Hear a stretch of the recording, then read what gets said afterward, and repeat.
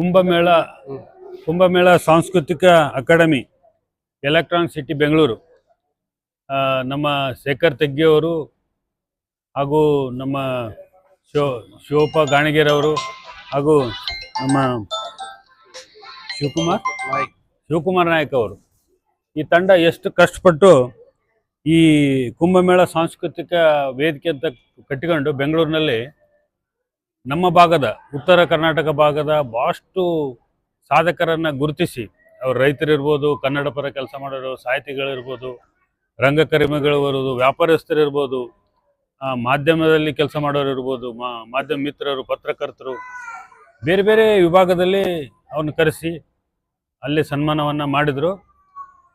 ಅವ್ರ ಉದ್ದೇಶ ಏನಿತ್ತಂದರೆ ನಮ್ಮ ಭಾಗದ ಜನರು ಬೆಂಗಳೂರಲ್ಲಿ ಸನ್ಮಾನ ಆಗಬೇಕು, ಅದರಿಂದ ಅವ್ರಿಗೂ ಖುಷಿ ಆಗುತ್ತೆ. ಆಮೇಲೆ ಅವರ ಪ್ರತಿಭೆಯನ್ನು ಗುರುತಿಸಿದಂಗೆ ಆಗುತ್ತೆ.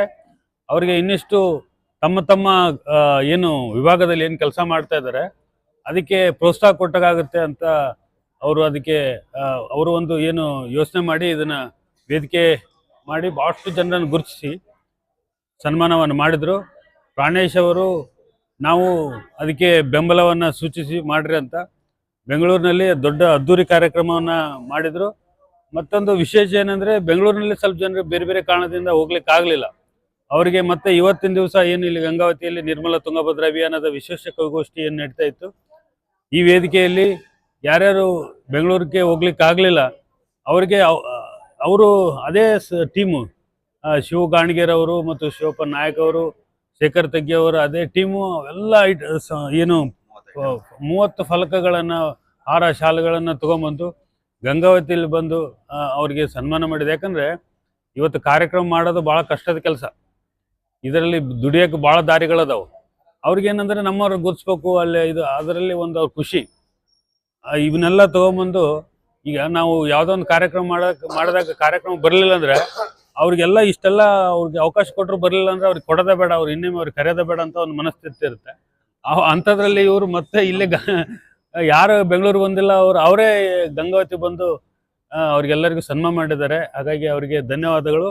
ಇದೇ ಥರ ಮುಂದಿನ ವರ್ಷದಲ್ಲಿ ವಿಶಿಷ್ಟವಾಗಿ ಒಳ್ಳೊಳ್ಳೆ ಸಾಧಕರನ್ನು ಗುರುತಿಸಿ ನಿಸ್ವಾರ್ಥ ಸೇವೆ ಮಾಡೋ ಸಮಾಜದಲ್ಲಿರುವಂಥ ಹಲವಾರು ಜನಪದ ಹಾಡೋರಿದ್ದಾರೆ, ರೈತರಿದ್ದಾರೆ, ಸಾವಯವ ಕೃಷಿಕರಿದ್ದಾರೆ, ಬೇರೆ ಬೇರೆ ವೃತ್ತಿಯಲ್ಲಿದ್ದಾರೆ. ಅವ್ರನ್ನ ಗುರುತಿಸಿ ಅವರಿಗೆ ಮುನ್ನೆಲೆಗೆ ತರಲಿಕ್ಕೆ ಬೆಂಗಳೂರಲ್ಲಿ ನೀವು ಸನ್ಮಾನ ಮಾಡಿರಿ. ನಾವು ಪ್ರತಿ ಹಂತದಲ್ಲಿ ನಿಮ್ಮ ಜೊತೆ ನಾವು ಇರ್ತೀವಿ ಅಂತ ಹೇಳ್ತಾ ಏನು ಕುಂಭಮೇಳ ಸಾಂಸ್ಕೃತಿಕ ವಿಶಿಷ್ಟ ಒಂದು ಹೆಸರನ್ನು ಇಟ್ಕೊಂಡಿದ್ದಾರೆ.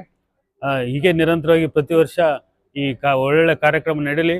ನಮ್ಮವರು ಹೋಗಿ ಬೆಂಗಳೂರಲ್ಲಿ ಇಷ್ಟು ದೊಡ್ಡ ಕಾರ್ಯಕ್ರಮ ಮಾಡ್ತಾರೆ ಅಂದರೆ ಅದು ಒಂದು ನಮಗೆಲ್ಲರ ಹೆಮ್ಮೆಯ ವಿಷಯ. ಅವ್ರಿಗೆಲ್ಲರಿಗೂ ಒಳ್ಳೆಯದಾಗಲಿ, ಶುಭವಾಗಲಿ. ಧನ್ಯವಾದಗಳು.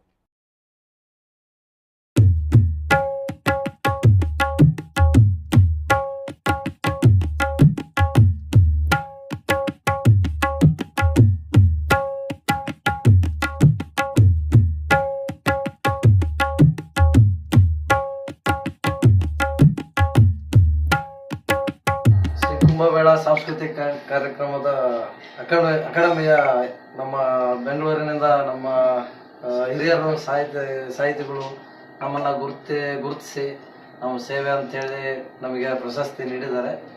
ಈ ಪ್ರಶಸ್ತಿ ಗುರುತಿಸೋದು ಅನ್ನೋದಕ್ಕಿಂತ ನಾವು ಏನು ಹೇಳ್ತೀವಿ, ಬರುವಾಗ ಬೆತ್ತಲೆ ಹೋಗುವಾಗ ಬೆತ್ತಲೆ. ಏನು ದಾರಿ ಉದ್ದಕ್ಕೂ ನಾವು ಮಾನವೀಯತೆ ದೃಷ್ಟಿ ಇರಬೇಕು, ಬಿದ್ದಂಥವ್ರನ್ನ ಎಬ್ಬಿಸ್ಬೇಕು, ತ್ರಾಸಿದ್ದವ್ರಿಗೆ ಉಪಯೋಗ ಹೆಲ್ಪ್ ಮಾಡಬೇಕು. ಏನಂತಾರ್ರಿ, ನಮ್ಮ ಅಟಲ್ ಬಿಹಾರಿ ವಾಜಪೇಯಿ ಅವರು ನುಡಿ ಹೇಳ್ತಾರೆ, ಏನಂತಾರೆ, ಉಚಿತವಾಗಿ ಏನೇನು ಕೊಡ್ಬೋದು, ನ್ಯಾಯ, ಆರೋಗ್ಯ, ಶಿಕ್ಷಣ, ಇವನು ಮಾತ್ರ ಕೊಡಬೇಕು. ಇದನ್ನ ಬಿಟ್ಟು ಯಾವುದೇ ಕೊಟ್ಟರು ದೇಶ ಯಾವುದೇ ರೀತಿ ಏಳಿಗೆ ಆಗಲ್ಲ. ಇದು ನಮ್ಮ ಕೈಲಿ ಅಟ್ಲೀಸ್ಟ್ ಶಾಲೆ ಕಟ್ಟಕ್ಕೆ ಆಗಿಲ್ಲ ಅಂದ್ರೆ ಶಾಲೆ ಕಾಂಪೌಂಡರ ಕಟ್ಟೋಣ ಅನ್ನೋದು ನಮ್ಮ ಉದ್ದೇಶ. ಅದನ್ನ ಗುರುತುಪಡಿಸಿದರೆ ನಮಗೆ ಹುಡುಕೊಂಡ್ಬಂದು ಅವ್ರು ಪ್ರಶಸ್ತಿ ನೀಡೋದಕ್ಕೆ ತುಂಬ ಚಿರಋಣಿ ಆಗಿರ್ತೀವಿ ಎಲ್ಲರಿಗೂ. ನಮ್ಮ ದಶರಥ ಸರ್ ಅವರು ಮಾತಾಡಿದ್ದು ಕೂಡ ನಮ್ಮ ಬಗ್ಗೆ ಭಾಳ ಹೆಚ್ಚಾಗಿ ಮಾತಾಡಿದ್ರು.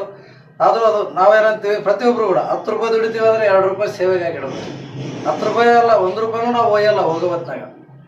ಇದು ನಾನು 4 ಜನಕ್ಕೆ ತಿಳಿಸೋದಿದ್ದೇನೆ. ಸಹಾಯ ದೃಷ್ಟಿಯಿಂದ, ಮಾನವೀಯತೆ ದೃಷ್ಟಿಯಿಂದ ನಾವು ಹೋಗೋಣ ಅನ್ನೋದು ನಮ್ಮ ಉದ್ದೇಶ. ಎಲ್ಲರಿಗೂ ತುಂಬ ಹೃದಯ ಧನ್ಯವಾದಗಳು.